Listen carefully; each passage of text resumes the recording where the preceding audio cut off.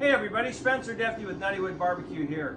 So many of you guys have seen Jeremy Yoder from Mad Scientist Barbecue came out and cooked with us.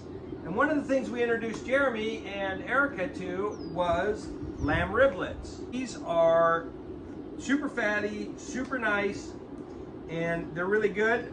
We're fortunate enough to have Superior Farms out of Dixon, California, right in our backyard. So these are readily available. I'm sure that you can go to your butcher and you can ask him for riblets and get them. These are a great hors d'oeuvre. They're also a great meal. We probably eat these a couple of times a week in our family.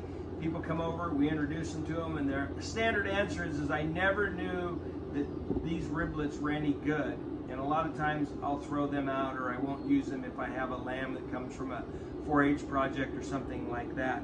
But they're actually really delicious. They're one of our favorites, and they'll be one of your favorites once you try them. The beauty of these, super simple, don't overcomplicate it, don't overthink it. Garlic, salt, pepper, that's it.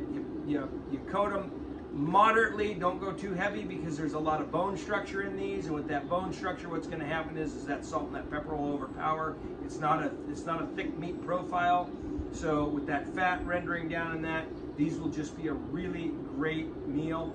So we're going to show you how to prep these real quick. So we just take this pack here, I'm just going to go ahead and open it up. I typically just keep these guys together like this. Again, moderately with the salt. This here is a coarser pepper. I do all 4 sides on these guys here, so I want these coated all the way through moderately. Like I said, I don't use a whole lot of salt because there's just the meat to bone ratio is not what it would be on a beef rib or say a spare rib.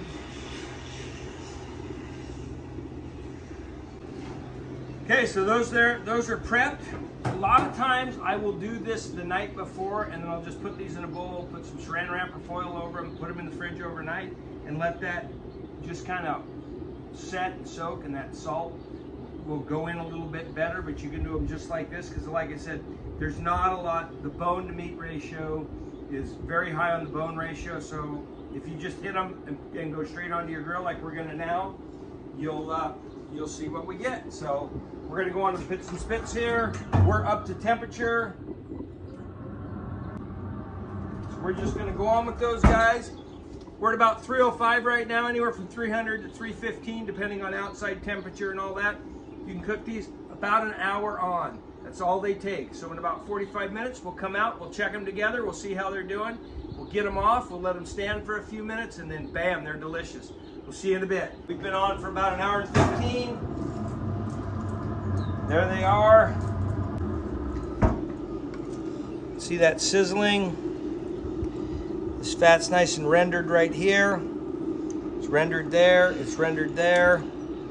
We're gonna let these stand for about 10 minutes and we'll take a bite. Okay, so here we are with these riblets. We're just going to take a nice big bite.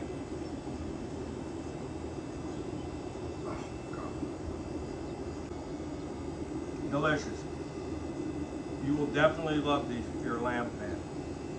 Anyhow, if you like what you see, hit the like button below. Visit us at our website at knottywoodbarbecue.com. Happy grilling.